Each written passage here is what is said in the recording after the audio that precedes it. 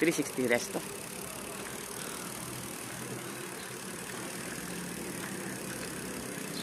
Kailangan muna namin yung bike namin. Ang taas, puro ahon dito.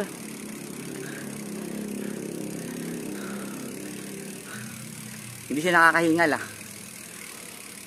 Grabe pawis namin, tagaktak. Siguro yung kinain namin ng buong isang linggo. Na-release na namin yung mga mantika sa katawan namin. Oh, ang ganda dito.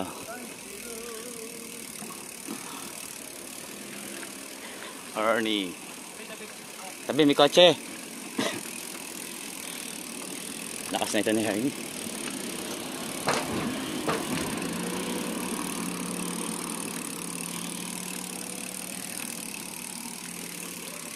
Wow, nature na nature. I like this nature.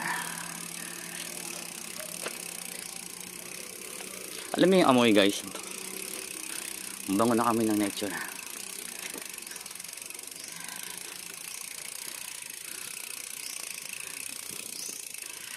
Trail of life. Babayin kaya natin ito. No?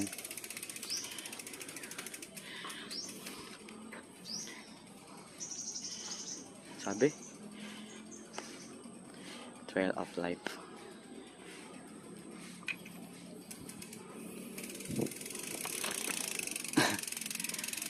Ako na naman. Oh, wait lang guys ah. Wala talaga ng bagay. No guys, no? Magsimula sa hirap. Real talk yan. Lahat ng bagay magsimula sa hirap. Magsisimula sa ilalim. Ayun, katulad ng ginagawa namin. Magsimula kami sa ilalim. Tapos ahon. Ito na kami ngayon, nasa tuktok na. Sa buhay parang ganun din, oh.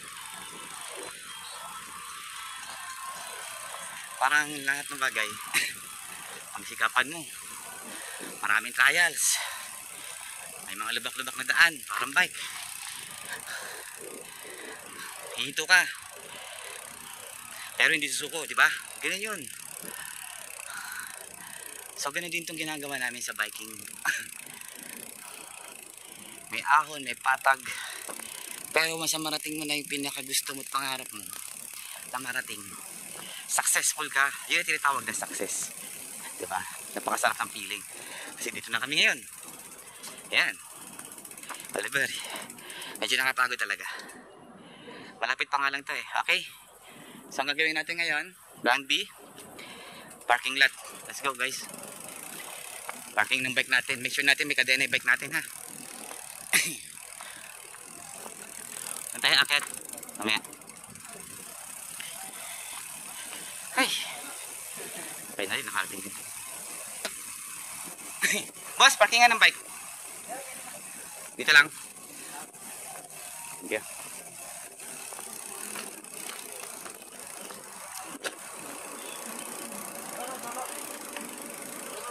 Dulo tayo, dulo daw. May CCTV ba rito? Ang tanong. Paano nga? Gaano ka-secure yung bike natin dito?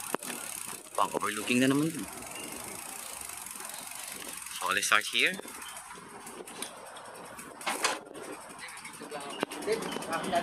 Gandado niya ha. Pag-isahin na lang natin. Gandado ko yung isa sa ano, rotor. So dito na tayo. Pagkatapos ng ahon. Pagod. First time kasi lang namin ulit mag-bike ni Oliver. Mag-long ride ng ganito. So medyo wala sa kondisyon yung katawan namin. Nanibago. Pero kung every week namin ginagawa to guys, so kaya yan. Mapapanisan sa amin yan. Mga ano-ahon na yan. Ito kasi dati na malakas yan si Hernie. Mama ko na talaga yan.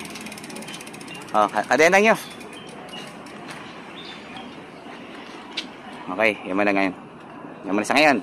Nandun na yung bike namin. Saan bandaan dito?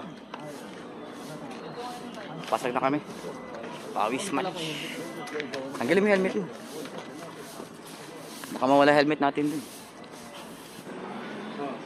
120 na per person. Okay guys, update.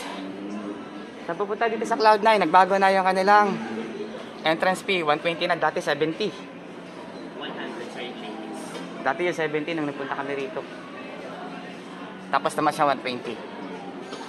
Ito yung oras guys, update lang no. Operation Monday to Friday, 7 AM to 12 AM. Last order, 10:30 PM. Saturday and Sunday, 7 AM to 1 PM. Last order, 11:30 PM. Ayan, free entrance fee to museum and hanging bridge. If your order worth 350 minimum per person, dine in first. Pero sa mga walking katulad namin, bikers, 120 per person. Okay? 7 AM pala sila bukas. Bad trip. So, pahinga muna kami. 120 per person. Dito yan sa Cloud9, Antipolo. Oh, bayaran mo na yan. Akit ka lang naman dyan sa hanging bridge. Yan. Akitin yan. Okay. Sige, sige. Bye-bye. Ni Oliver. Ang dami niyang pera. Papasok po kami. 3. Sa 120 sir, may libre kape yun doon. May kape doon tinda. Sir, bawal po ang food and drinks sa taas. Ah, bawal ang food and drinks. Okay. Pang restaurant sir. Okay. Ano, Ernie, mag-helmet kayo para safe. 1, 2. So dito guys, may kainan din dito. Ayan. Turo ko lang kayo ha. Kaya may kainan dito pag pumunta kayo. So kailangan nyo na ng pera. Dahil yung pera nyo, maraming pera. Dahil nyo, maraming pera nyo. Ayan. May mga kainan dyan. Tapos maganda sa kakainan doon, overlooking din. Restaurant. Kaya lang, siyempre, respect nyo na, mahal.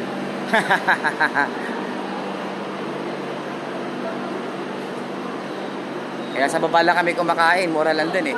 Nakakabili kami ng kanin. 10, ulam, 30. Ah, diba? Sa baba. So, akit na kami. Let's go. Kanino ba yan? Tilate. Sino nagdala? Sino si Kanchan? Hindi mo kayo dyan. Ha? Ang gulo.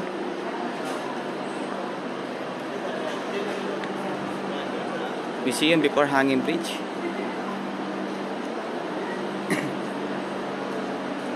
Ah, may museum to.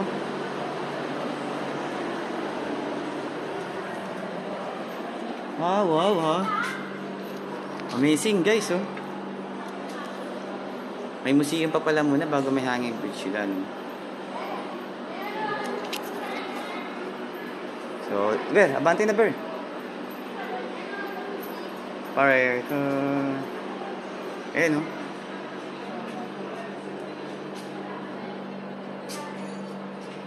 Sa museum. Diba? What?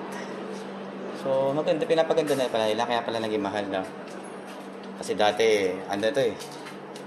Itong Cloud9, ano to? 70 entrance lang. Excuse me pala, padaan. Museum. Mga antique to. Mga antique, no? Armor, oh. Ito siguro yung ginamit ng Magellan, pre. Yan.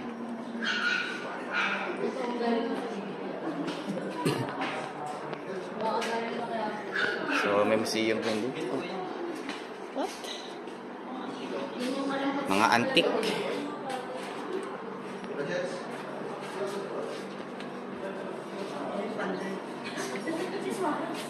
Ngayon, oh. Hindi ko na binasa. Bawal ata magkain din. Ayun, mga antique, oh. Wow, mga iba't ibang ano. Wow, mga iba't ibang sandata. Ito, mahilig ako sa accessories, eh. Tinawag ko ba? What? Ano ba mga jar? Ang tawag dyan. Oh, mga niluno.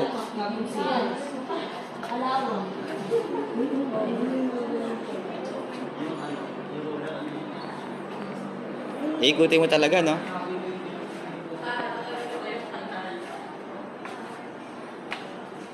So, sa museum to. Si Suarez ayun, namimili po. Dito yung sa museum. Ang Antipolo, papunta ng Cloud9 to. So, papasok ka muna rito. So, ayan. Iba't ibang klase.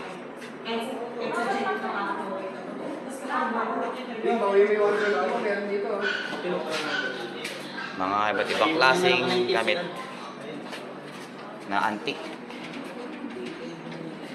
Ayan. Mga iba't ibang siguro mga ano yan, mga religion yan. No? Iba't iba yan. Iba't ibang mga tawag dito.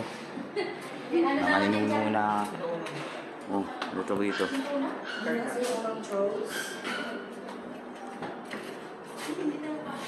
Ito naman yung mga ano.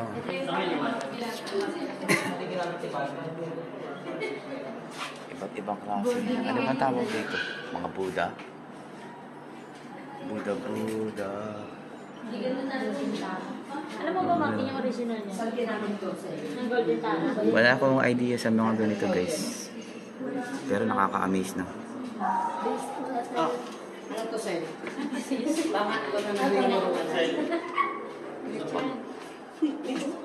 Dati ko din yan.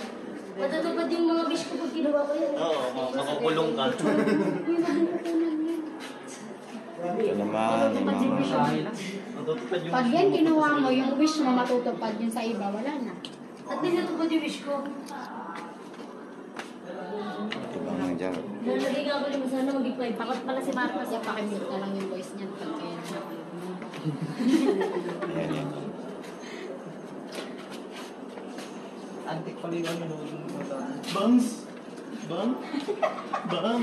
Yung iba guys, mahilig sa mga antique eh, no? Saan linono mo doon dito sila? Napinyong ako ah. Selo? Selo? Mga antique. Yan. Ito, akalang ba ito? Ano dito niya may eto? Wala dito ko. Baboy.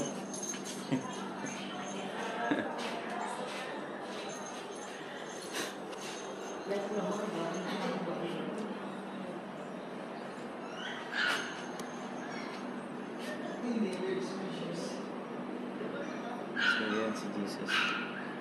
Kakaiba dito, no? Ang dami mga iba't ibang klaseng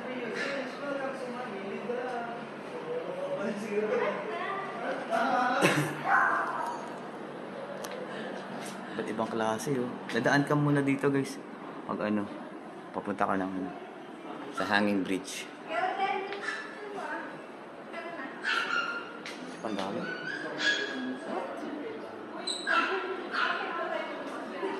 Okay? So, let's start na tayo.